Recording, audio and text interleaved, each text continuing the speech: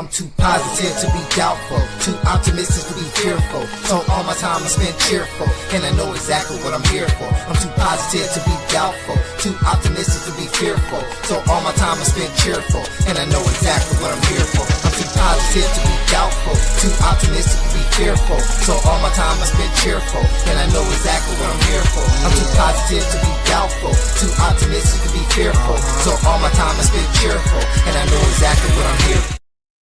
What it do? It's your boy, Dragon Ball Art 92, and I'm back with another BAM reaction video.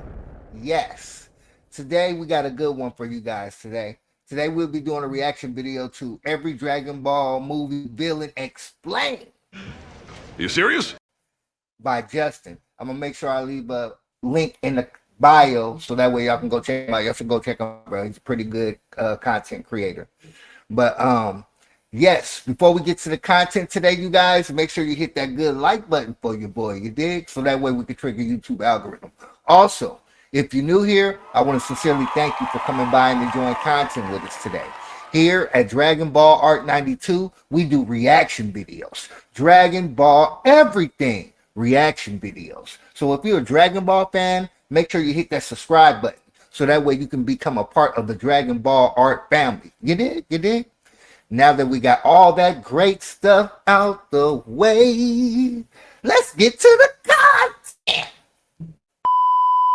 We introduce some of the most intense and powerful villains in the series separate from the main timeline. From ancient demons and lost Saiyans to dangerous androids and cosmic threats, I'll be going through every Z movie villain one by one to explain their story. I told you, I will never die! Garlic Jr., a power-hungry immortal, served as the main villain in Dragon Ball Z Movie 1, Dead Zone. Once the son of Garlic, a demonic contender who tried for the role of Earth's guardian centuries prior, Garlic Jr. sought vengeance after his father's ambitions were crushed by Kami. Driven by hatred for both Kami and... I ain't gonna lie, like the movie of the Garlic Jr. saga, the movie I enjoyed. When it came to the like anime, when they put it in the anime, I wasn't really a big fan of it too much. What? You know what I mean? And it was interesting because what I mean by that is in Dragon Ball Z they brought back Garlic Jr., you know, from the Dead Zone. It was boring to me. Bruh. You know, some of the fights and stuff was good. I kind of liked some of the fillers. I mean, you know, they was building up the character of Gohan, Piccolo, and Krillin. But at the same time, it was just like way boring. But the movie, the first one, I actually enjoyed that. That was a good one. And Garlic Jr. gave them a problem. He was the first one to actually wish for immortality and get it, bruh. Like, he was like, I'm not playing, I'm gonna get it. And then after that, everybody had a hard time getting that type of wish. But let's get back to it. And humanity, Garlic Jr. amassed power over the years, ultimately gathering the 7 Dragon Balls to wish for immortality. Unlike typical villains who desired conquest or destruction, Garlic Jr. craved eternal life to ensure that his reign would last forever. With his wish granted, he opened the Dead Zone, a dark vortex capable of trapping enemies in an eternal void. Garlic Jr. captured Goku's infant son, Gohan, and a ploy to draw out the Z-Fighters and assert his power. However, his arrogance proved to be his downfall. Goku, Piccolo, and Kami confronted him directly in a climactic battle. Though he demonstrated impressive strength and resilience due to his immortality, Garlic Jr. ultimately... Hey, he kind of was putting them paws on Goku and Piccolo, bruh. And then Piccolo had got all big buffed up and shit and tried to like start, you know, giving him the business back. They was going back and forth. You know, but Kami ass was putting putting Piccolo at risk. He had to go spread the sacred water mist, or one of the two, to free all the humans from that zombified state of mind that they were in because of the black water mist. So, Hey yo, what the fuck? you know, it was a very interesting fight. If you haven't seen that, bruh, I suggest you go back and watch that movie, bruh. Let's get back to it. underestimated the group's combined efforts and Gohan's hidden potential. In a sudden burst of latent rage, Gohan shattered Garlic Jr.'s castle and sent him spiraling into the very dead zone he created. Trapped for eternity, the immortal villain's ambition ironically became his prison. That is until he escaped after the battle with Frieza. Hold on. No, let's honestly, I got an honest question. What? Do you think that he will be able to stand up against any of the other later villains? I mean, of course, his immortality is going to give him an upper hand over everybody, but besides that, do you think that he can actually put up a fight against some of the other villains in Dragon Ball and Dragon Ball Z? Leave a comment in the comment section and tell me who he will actually put up a good fight against. Let's get back to it. Is that all you've got? Your pathetic Brandon is about to die! Dr. Wheelo, once a brilliant but controversial scientist, is the main villain in movie 2. Decades before the events of the film, Dr. Wheelo was celebrated for his scientific genius, but his obsession with achieving physical and intellectual perfection led to dangerous and unethical experiments. He was the first one to do it before Gero. You're goddamn right. Gero, I think, probably got his ideas from him. Because, in the scientific community, they all communicate with each other. So I wouldn't be surprised if Dr. Gero got that information about how to put yourself into an android from this doctor right here. But let's get back to it.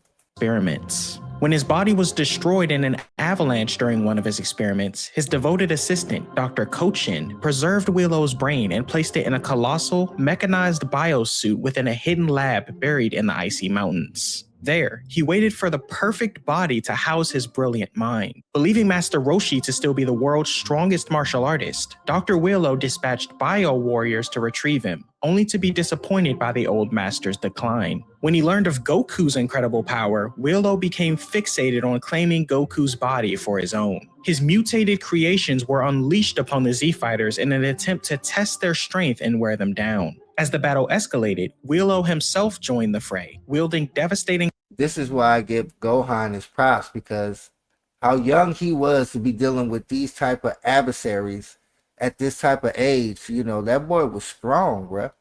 Yeah, he had to be at least like 9, 10, maybe 8, 9, 10.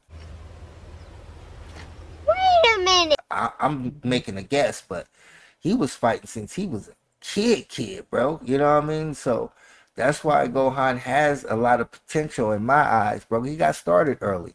Let's get back to it, though. Psychic powers and overwhelming brute strength with his titanic mechanical form. Despite his massive size and telekinetic abilities, he was no match for the combined might of Goku, Gohan, Piccolo, and Krillin. Goku's use of the Spirit Bomb proved to be Wheelo's undoing, destroying both his mechanical shell and his twisted ambitions. Kakarot, you are a disgrace to your people. Thousands of years of evolution and you cast it aside for a multitude of weaklings. Turles, a rogue Saiyan warrior and former low-class soldier, is the And he was the first Goku Black that we actually seen. Come on, y'all. Y'all knew that. You thought he was an evil Goku when you first saw him? Oh, shit.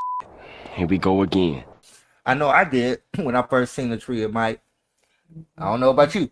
main villain in movie 3. Surprisingly similar in appearance to Goku, Turles represented what Goku could have become had he embraced his Saiyan heritage and mission to conquer planets. Cold, calculating, and driven by a lust for power, Turles traveled the galaxy with a small crew of elite mercenaries known as the Turles Crusher Corps. His sinister plan brought him to Earth, where he sought to plant the Tree of Might, a parasitic alien tree that devoured a planet's life force and produced a single fruit capable of exponentially increasing the consumer's power. Turles had already ravaged countless worlds, leaving behind barren husks in his wake. His henchmen engaged. I kind of think with that storyline, they probably could have expanded it, kind of made it a little bit more intriguing if they would have dug a little bit deeper, you know, into the storyline. Some of these storylines can, you know, actually blossom to other outcomes. Not, I wouldn't say outcomes, but other interesting plots in the story. You dig what I'm saying? Just my idea, because, you know, the idea of a piece of fruit making you stronger, you know, kind of similar to what they could have took that ingenious in some type of way and integrated into the Senzu beans. You know, they could have did a lot of stuff, bro, to really help them get on top, but you know, a lot of their morals wouldn't allow them to do cheat codes or come up with new inventions to kind of get stuff like that to boost their power. But Come on now, dog. Come on, man. you know, that's just how I see things. Like they could have did so much to get even more stronger than what they are right now, bro.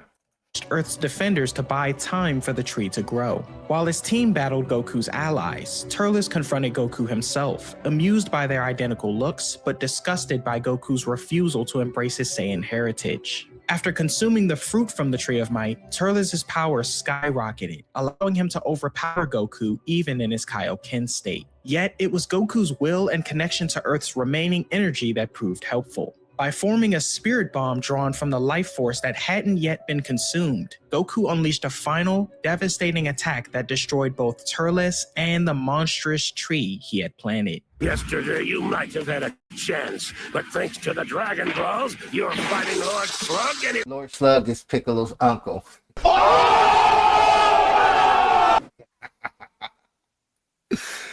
Oh man, but yeah, Lord Slug was the first Super Namekian, bro, and he was putting them Wait a minute. on Goku, bro, putting them hands on, bro. Like Goku really didn't stand a chance until he went into that falsetto Super Saiyan state. the rent's due, motherfucker!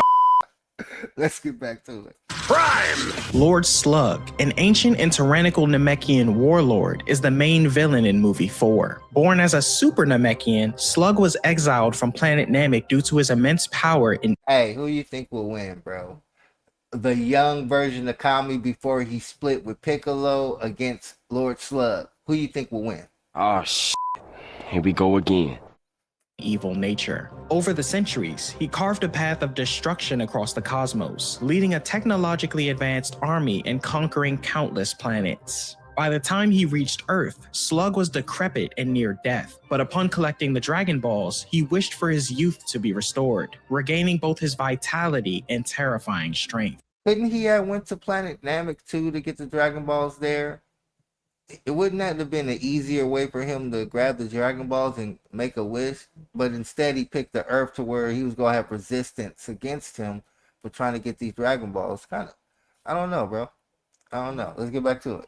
Unlike Piccolo, a fellow Namekian who had embraced Earth's values, Slug represented the dark potential of their race, cold, brutal, and bent on domination. His elite squad of henchmen served him with loyalty and cruelty. Once on Earth, Slug deployed his forces to terrorize cities and terraform the planet into a new base of operations by manipulating Earth's climate, plunging it into an unnatural, frozen darkness. Slug quickly proved his superiority by defeating Goku and his allies with ease. But during battle, despite Slug's transformation into a giant form post his fight with Goku as a false Super Saiyan, Piccolo realized the truth about Slug's origins and relied on Gohan for help. Upon discovering Slug's weakness to high-pitched frequencies, an inherent trait of all Namekians, Gohan used his whistling. Oh, interesting. If they didn't figure that out, they probably wouldn't have beat Slug. Isn't that interesting, bro? You know, there can be little weaknesses of a being, bro, and all you really got to do is figure it out in order to win the battle. You dig what I'm saying? Once you figure out their weakness, you can attack. You know what I'm saying? Everyone down, bro. He's got a point. But it's quite interesting that a high-pitched frequency would be his downfall. You dig what I'm saying? Interesting. To weaken the tyrant. Goku used a spirit bomb formed from the last reserves of Earth's energy to obliterate Slug, ending his terror among the cosmos. So the spirit bomb did destroy a few people, huh? Because like all the ones I remember, well, in the regular series, the spirit bomb never worked. Help me! Help me! But in the movies, the spirit bomb actually worked against opponents. Interesting. To die if you got beat by a weakling like you. I am the supreme master of this universe. Cooler, the older brother of Frieza, is the main villain in movie 5. Unlike his impulsive and arrogant younger brother, Cooler was colder, more calculating, and possessed a ruthless strategic mind. Though he once witnessed Goku's Saiyan space pod escape the destruction of planet Vegeta, he chose not to interfere, seeing the mission as Frieza's responsibility. Years later, when he learned of Frieza's death at the hands of a Saiyan on Earth, Cooler's pride and sense of superiority compelled him to confront the warrior who had embarrassed his bloodline. Accompanied by his elite strike team, the Cooler Armored Squadron, Cooler made his way to Earth for revenge. The squad decimated landscapes, cornering Goku. Yeah, that movie was dope, bro. On my mama, like that was one of the movies I really enjoyed, and that was when we first was introduced to Cooler's final form. You dig what I'm saying? Which he went a step above Frieza. Wait a minute. So we all was excited. I know I was when I first seen that, you know. And then he actually gave Super Saiyan Goku a little run for his money for a little bit. But you already know Goku won in the end. You dig what I'm saying? But it's this movie and a few other movies really had me going, you know what I mean? But I couldn't figure out what part of the timeline that they took place in, you know, until I realized that it's a whole different dimension of the original timeline. You know, that's kind of how these movies work in Dragon Ball. You know, some of the movies actually take place in the regular timeline, but not all of them. You dig what I'm saying? But that was a good video, man. I'm going to leave a link in the bio if you want to go finish watching the video, man.